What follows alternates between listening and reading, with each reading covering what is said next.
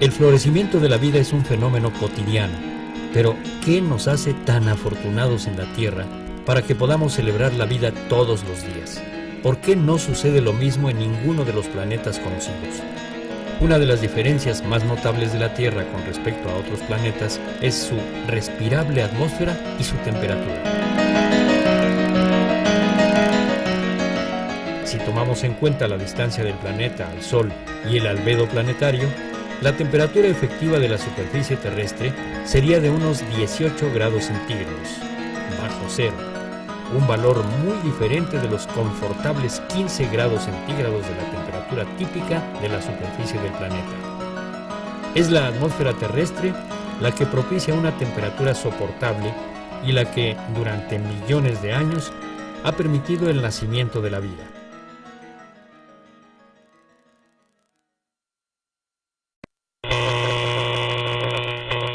Todos los objetos, al calentarse, emiten radiación electromagnética.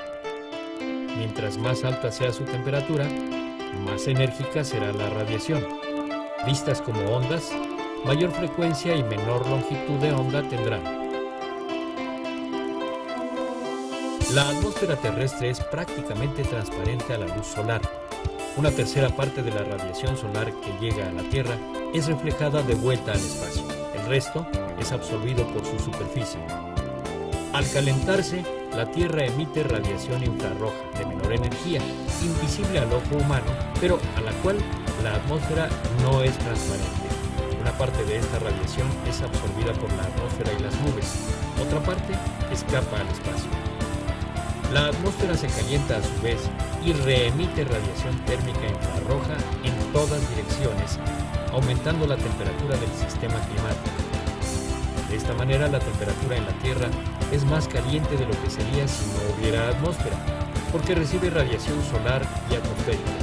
Así, el calor se mantiene aún de noche cuando no llegan los rayos del sol. Cuando se empezaron a estudiar las propiedades que hacen que nuestra atmósfera sea tan habitable, no se encontró mejor analogía que un invernadero. En realidad, lo que pasa en la atmósfera no es lo mismo que lo que pasa en un invernadero. Al calentarse el aire, tiende a subir y es reemplazado por aire más frío. Esto se llama convección. La cubierta de un invernadero impide la convección y se ha demostrado que este efecto es unas 5 veces más importante que la absorción de energía térmica de la cubierta. Y en nuestra atmósfera no hay techo ni paredes que impidan la convección. Así que, más que un efecto de invernadero, lo que sucede en nuestro planeta es un efecto atmosférico provocado por las características particulares de nuestra atmósfera.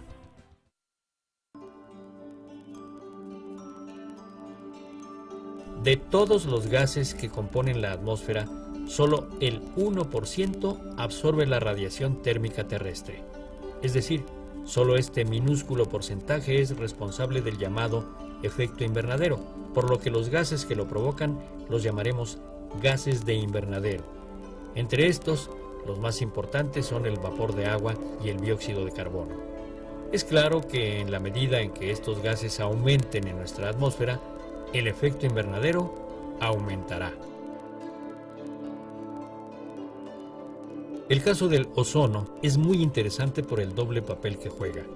En la troposfera, donde ocurren los eventos atmosféricos más importantes, el ozono es un gas de invernadero, además de que es un contaminante dañino para la salud. En cambio, en la estratosfera, el ozono bloquea la radiación ultravioleta. La contaminación ha provocado que disminuya el ozono estratosférico, que es vital para la salud humana, y se incremente el nocivo ozono troposférico. Otros ejemplos de efecto invernadero planetario los encontramos en nuestros planetas vecinos. Marte tiene una atmósfera muy tenue, insuficiente para mantener una temperatura a niveles aceptables, y además su atmósfera no puede filtrar los letales rayos ultravioleta. Es un ejemplo de efecto invernadero al mínimo. Por otra parte, Venus, con su atmósfera 90 veces más densa que la nuestra, repleta de dióxido de carbono y otros gases venenosos, tiene una temperatura tan alta que la vida es imposible. Este es un ejemplo de demasiado efecto invernadero.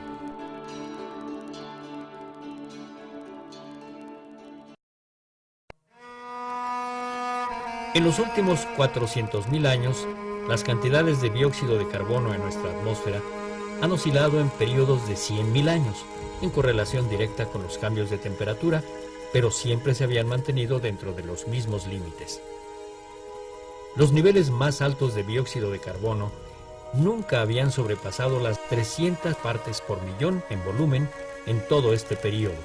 Pero a partir del siglo XIX, cuando la humanidad aumentó la quema de petróleo, gas natural y carbón mineral y aceleró la destrucción de los bosques, que son sumideros de dióxido de carbono, los niveles del mismo han llegado a las 370 partes por millón.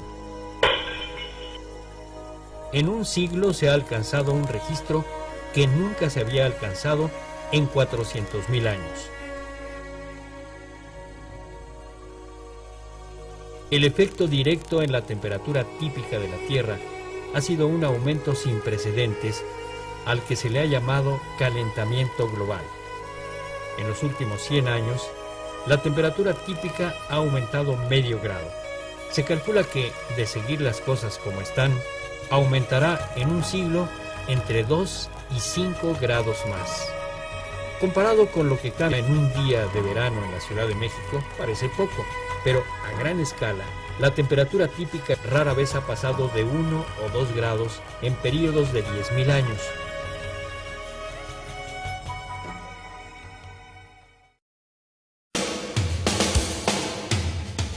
Lo más grave del calentamiento global es la velocidad en que está sucediendo, que como hemos visto no tiene precedentes en la historia del planeta. Las consecuencias son imprevisibles, pero entre lo que se ha estimado y lo que ya está sucediendo es que los polos se derritan más rápidamente y en consecuencia aumente el nivel del mar, lo que a su vez provocará inundaciones.